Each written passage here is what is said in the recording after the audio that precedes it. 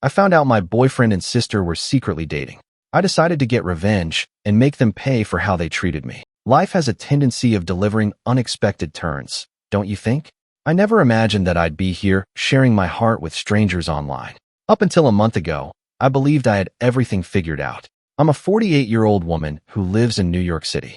In addition to VYing a close-knit family and a low VYing boyfriend, I was the VYC president of a prosperous advertising agency. Right now, nothing is certain to me. It all began on what appeared to be a typical Tuesday when I realized I had left my USB drive at home. I was in a hurry to attend a crucial customer appointment. Not a huge thing, is it? I requested my sister, Carol, 44 female, who was spending the week with us, to email me the files. When I contacted her, I had no idea how much one small request would rock my world. My heart stopped when I opened Carol's email. I was staring at private messages between her and my boyfriend, Hank, 45 male, rather than my job files. I initially assumed it was some sort of twisted prank, but the terrible reality dawned on me as I read through the innumerable conversations for the pre-VYS 6 months. My sister and my boyfriend had been VYing an affair. I had the feeling that I would get sick. I could hardly grasp my phone since my hands were shaking so much. In the hope that I was misinterpreting those messages, I must have read them a dozen times. However, everything was in black and white, including the inside jokes, the flirty banter, and the in-depth accounts of their covert meetings. How I handled that client encounter is beyond me. With my mind spinning from everything I had learned, I was operating automatically. I hurried home as soon as it was over, resolved to face Hank. He was sitting on the couch watching TV as if nothing were wrong. When I stormed into our flat, my blood boiled at the sight of him, so careless and uninformed. How long? I threw my phone at him and demanded. After a little period of confusion, his face became pale as he came to terms with what I had witnessed. He stammered, I don't know what you're talking about, but I could see the remorse on his face. Don't lie to me, Hank, I spat out. I noticed the messages Carol and you. For what duration has this been occurring? He initially made an effort to deny it, but as I recounted passages from their conversations, he broke down. He finally said, 6 months, in a voice that was almost audible above a whisper. It simply occurred, we didn't intend for it to, he said, but I interrupted. I didn't want to listen to his justifications. 6 months, a half year of deceit and treachery. He was with my sister when I was working late, assuming he was watching TV at home. I became physically nauseated at the prospect. I said, get out, my voice trembling with hurt and rage. I don't ever want to see you again. Hank remained silent. I was left alone in the apartment we had shared for the pre-VYS 2 years after he took a few items and departed. I started crying as soon as he left. I wept till my eyes were dry. After that, I sat there feeling empty and numb. How could they harm me like this? Since I was a young child, Carol has been my best friend and sister. Growing up, we had shared everything, dreams, clothes, and secrets. What about Hank? He seemed like the one to me. We discussed getting married and creating a future together. Everything felt like a lie now. I gave Carol a call the following day to comprehend why she would betray me in this way. I wanted to hear it directly from her. I could tell she already knew when her face showed up on my screen. She appeared as though she hadn't slept because of her swollen red eyes. She began, I'm so sorry, but I interrupted her. Why? With a chilly tone, I inquired. Why would you harm me in this way? As she attempted to explain, Carol broke down and started crying. She sobbed, I didn't mean for it to happen. Hank and I simply clicked. I believe I'm in love with him, but I know that's no justification. Her remark struck me like a blow to the body. Are you in love with him? In love with my boyfriend? My own sister. In my stomach, it was like a knife twisting, feeling more alone than ever. I hung up the phone without saying anything else. I contacted our parents, John, 55 male, and Mary, 53 female, since I wanted to talk to someone in order to make sense of this mess. I believed that they would be sympathetic and supportive, and that they would be outraged on my behalf. Rather, their response made me feel even more deceived. Oh, honey, my mom said after I told them everything. Carol probably didn't mean to cause you any harm. You are aware of her tendency toward impulsive VY. What I was hearing was unbelievable. Didn't intend to cause me pain? She spent 6 months VYing sex with my boyfriend. Now my father added, let's not rush things. The most essential thing is family. If you all get together and have a conversation, I'm confident you can resolve this, figure this out. Were they sincere? How could I simply forgive and go on from something like this? They obviously cared more about maintaining order than they did about my feelings. On top of everything else, their response felt like yet another betrayal. As the days went by, I saw that I alternated between intense fury and debilitating melancholy. I was unable to eat or sleep. Every time I closed my eyes, I saw Hank and Carol smiling together over their deception of me. My thoughts were consumed by the betrayal. I wasn't interested in playing happy families, but my parents kept calling to attempt to set up a family gathering to sort things out. Knowing what my sister had done, how could I ever have faith in Hank or Carol again? How could I sit across from her at the dinner table? Something inside of me exploded during one of these phone conversations with my mother. When I cut her off, she was rambling on about forgiving others and moving on. No, I firmly answered. I won't act like everything is fine. They cannot be forgiven for what they did. But it's not healthy to hold on to anger, sweetie, she objected. You must. I interrupt. I need my family to realize how much I'm hurting, but I'm done because it's obvious that won't happen. I've had enough of Carol. I've had enough of Hank, and this is the end of our talk. With my heart pounding, I hung up. I had clarity for the first time since this whole nightmare started. I had had enough of being the VY Tim. I had to take charge of my life once more. I scheduled a meeting with a lawyer and called in sick to work the following day. As I told my narrative, Kendra, 50 female, listened calmly and then leaned forward, her eyes concentrated and alert. You have choices and you have been wronged, she continued. Given your professional relationship with Hank, we can investigate this from a number of perspectives, including emotional distress, breach of trust, and potentially even workplace harassment. I sensed hope, something I hadn't felt in weeks, as Kendra outlined possible tactics.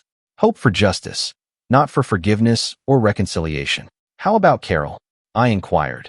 Is there anything we can do to stop her involvement? Kendra gave a slow nod. Even though dealing with family members is more difficult, there are still options available to us. We can at least make sure that any assets that the family may have in common are safeguarded. That afternoon, as I walked out of Kendra's office, my head was buzzing with potential solutions. I had a sense of direction and purpose for the first time since I found out about the affair. I was no longer only a VY Tim. I was a lady with a purpose. I took a seat at my computer that evening and began planning. I started by making a list of all the things I wanted to do. I wanted to protect my financial future, reveal Hank's unethical behavior or at work, make sure Carol was held accountable for her active VY ties, and demonstrate to my parents that I wouldn't be coerced or held responsible. I felt an increasing sensation of empowerment as I typed. I had indeed been harmed. I had indeed been deceived. However, I refused to let that define who I was. Rather, I was going to turn this suffering into motivation to start a new phase of my life. I was aware that the path ahead would not be simple. There would be more conflicts and challenging discussions. It's possible that my family won't comprehend or agree with my choices, but I felt strong for the first time in weeks. I was resolved. I made the decision to return to work tomorrow. I would take a proud stance and begin implementing my goals. Carol and Hank believed they could treat me badly and yet get away with it. My parents believed they could use guilt to get me to ignore everything. They were all going to find out how mistaken they were. I noticed myself in the mirror as I shut down my laptop and prepared for bed. The devastated, deceived VY Tim I had been for the previous 2 weeks was not the lady staring back at me. She was prepared to face any obstacles because she was a fighter. I said in a whisper to my reflection, "Watch out, world. I'm returning stronger than before." For the first time since this whole experience started, I felt completely at peace as I turned off the light and went to bed. I was eager to begin the first day of my new life, which was tomorrow. I'm going to talk to you now, Reddit. Have any of you had a similar situation? How did you respond to it? And how do you feel about my revenge plan? Is it excessive, or is my desire to hold them all accountable for their actions justified? As I start my new path, I would value any guidance or assistance you might provide. Update 1. 2 weeks have passed since my last post, and I would like to express my gratitude to everyone for their guidance and encouragement. Your remarks have been a lifesaver for me at this trying time. I'll give you an update because a lot has happened. The revenge strategy comes first.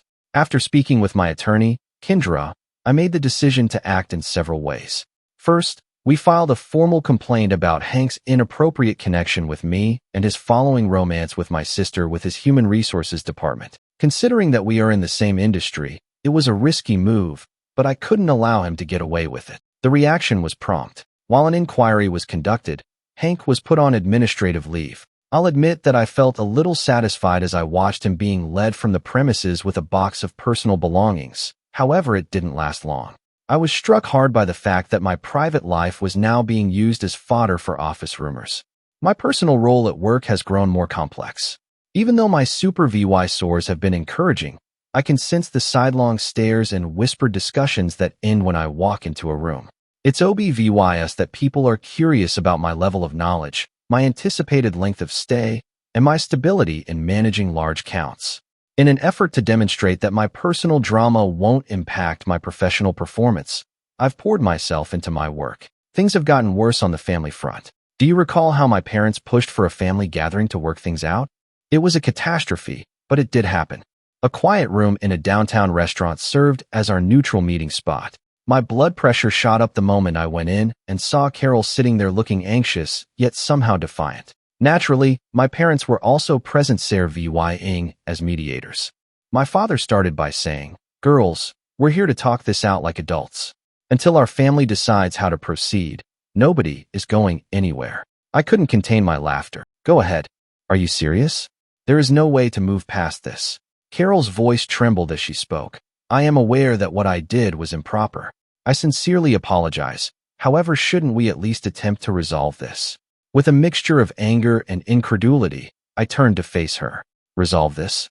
You spent 6 months having sex with my partner day after day. You deceived me. What do you want to do now? Pretend it never occurred and give it a hug?" "She's not saying that," my mother interrupted. "As a family, we simply want to figure out how to get better.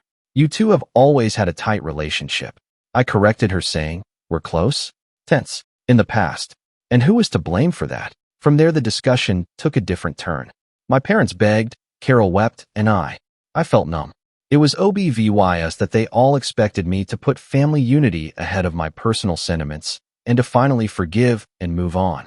I had had enough guilt-tripping and pointless discussions. After an hour with a loud scrape of my chair against the floor, I got up. "This is useless," I remarked. "It appears that you have all determined how this should proceed without taking my feelings into account. Well, I'm not complying. I'm finished."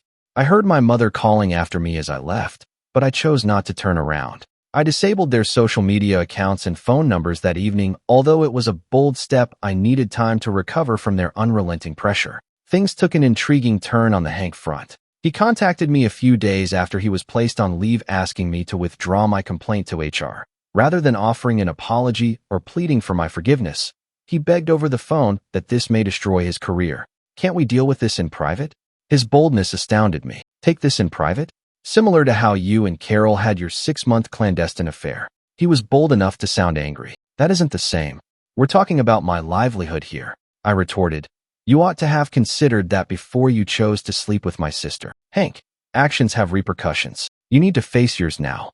I experienced a range of feelings once I hung up. Hearing the desperation in his voice and knowing that he was finally being held accountable for his acts made me feel a certain amount of satisfaction. However, I was also worn out from the drama and the continual reminders of their treachery. At that point, I decided I required a change, a new beginning.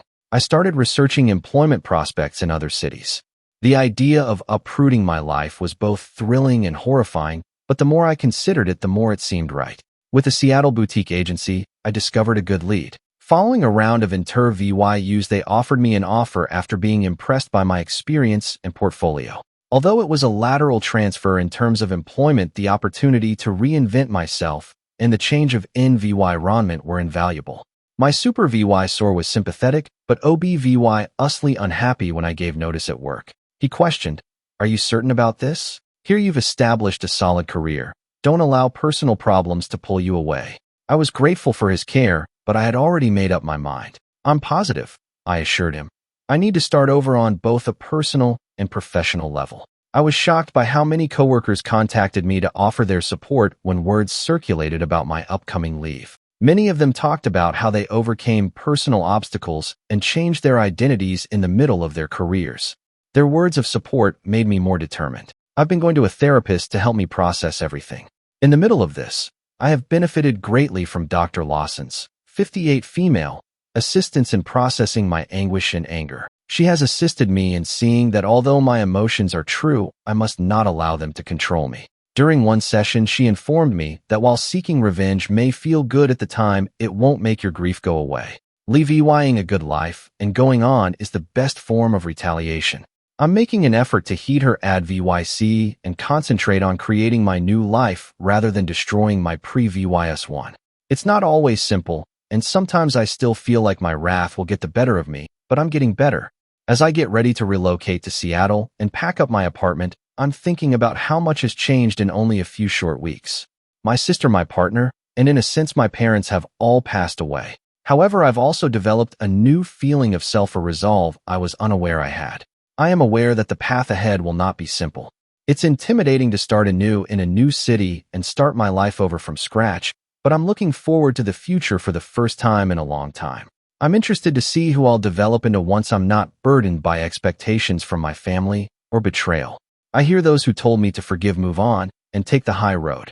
I no longer seek retribution for its own sake. Yes, I'm working for justice, but more than that, I'm working for my own happiness and mental health. So Reddit, that's the current situation. I'm going to start a new chapter in my life, putting the hurt and treachery behind me. Although I'm anxious, thrilled, and a bit afraid, I'm primarily proud of myself for taking charge of my life. I appreciate all of your help and guidance. You have no idea how much it has meant. After I'm settled in Seattle, I'll VY to another update. Good luck to me. Update 2. 3 months have passed since my last post, and I'm writing this for my new Seattle apartment with a VYEW of Puget Sound. Every day the VYEW reminds me of my progress. It's exciting and scary to move to a new city in your late 40s. Although everything is new, there is a certain liberation that comes with not knowing nobody. Here nobody is aware of my past, my suffering, or my guilt.